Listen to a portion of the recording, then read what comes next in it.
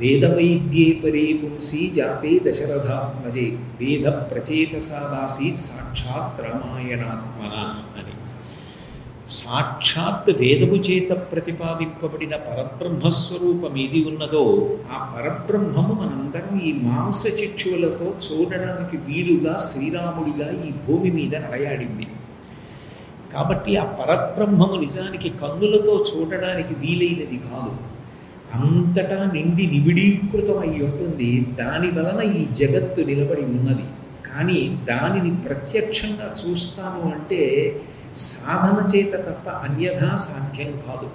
పాలలోని నెయ్యి ఉంటుంది, కానీ పాలు కనపడతాయి తప్ప నెయ్యి కనపడదు. జగత్తు కనపడుతుంది తప్ప జగత్తుకి ఆధారమైన జగన్నాథుడు కనపడడు. సాధన చేసిన వారికి మాత్రమే జగన్నాథుడి కనపడి జగత్తు అసత్యముగా గోచరిస్తుంది. కానీ అటువంటి జగన్నాథుడైన వాడు, మాంసచిక్షువు చేత చూడబడని వాడు, ఒక రూపంతో ఈ భూమి మీద నడయాడితే అదే రాముడు. రాముడి వేదము చేత ప్రతిపాదింపబడిన పరబ్రహ్మమైతే ఆ వేదము వాల్మీకి మహర్షి యొక్క శిశువుగా, ఆయన సంతానముగా, ఆయన నుండి ప్రభవించి రామాయణంగా ప్రవహించింది. వేదము యొక్క ప్రధాన ప్రయోజనం ఏమిటి? ధర్మం చెప్పడమే వేదం యొక్క ప్రధాన ప్రయోజనం. ఎప్పుడైనా ధర్మం పాటించడం విషయంలో ఏది ధర్మము అన్న ప్రశ్న వచ్చిందనుకోండి, దాన్ని మీరు వ్యక్తుల యొక్క విచక్షణకి విడిచిపెడితే ఎవరికి తోచినది వారు ధర్మమని చెప్తారు. అప్పుడు ఏది ధర్మము అన్నది నిర్ణయించడం సాధ్యం కాదు. నిజానికి ఏది ధర్మము అని నిర్ణయించవలసి వస్తే అది చెప్పడానికి మొట్టమొదటి ప్రమాణము లోకంలో ఏది అంటే వేదం ఒక్కటే. తస్మాత్ శాస్త్రం ప్రమాణంతే కార్యాకార్యం వ్యవస్థితవు అంటాడు గీతాచార్యుడు. శాస్త్రము అంటే శాసనాత్ శంసనాత్ ఇది శాస్త్ర. ఏది శాసించి రాజశాసనంలా మాట్లాడుతుందో అది శాస్త్రం, అది వేదము. అటువంటి వేదము రాజశాసనంలా మాట్లాడుతుంది తప్ప కావ్య భాషలో మాట్లాడదు.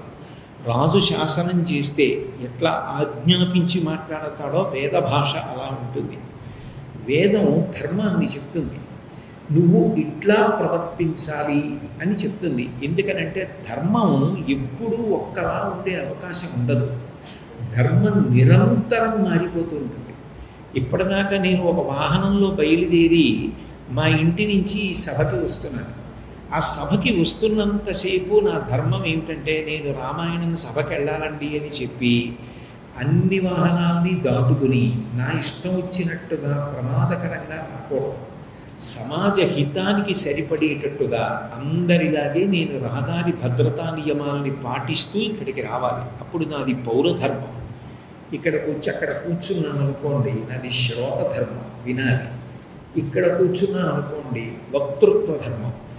వక్తగా శాస్త్రాన్ని దాటకుండా ఇంతమంది ఇక్కడికి వచ్చి కూర్చున్నారు అంటే వాళ్ళు రామాయణం వినడానికి వచ్చారు. కానీ చాగంటి కోటేశ్వరరావు గారి వ్యక్తిగత అభిప్రాయాలు, ఆయన జీవిత చరిత్ర వినడానికి వచ్చిన వాళ్ళు కారన్న విషయాన్ని దృష్టిలో పెట్టుకుని కేవలము శాస్త్రమును మాత్రమే మాట్లాడాలి, రామాయణమే మాట్లాడాలి. కాబట్టి ధర్మం మారిపోతూ ఉంటుంది. భార్య ముందు నించుంటే భర్తగా ఉండాలి, కూతురు ముందు నించుంటే తండ్రిగా ఉండాలి, కోడల ముందు నించుంటే మామగారిగా ఉండాలి, గురువుగారి ముందు నించుంటే శిష్యుడిగా ఉండాలి, శిష్యుడి ముందు నించుంటే గురువుగా ఉండాలి, కార్యాలయానికి వెడితే ఉద్యోగిగా ఉండాలి, సమాజంలో ఉంటే పౌరుడిగా ఉండాలి. నువ్వు ఎక్కడ ఉన్నావో దాన్ని బట్టి నీ ధర్మం మారిపోతూ ఉంటుంది. ఆశ్రమాన్ని బట్టి మారిపోతుంది.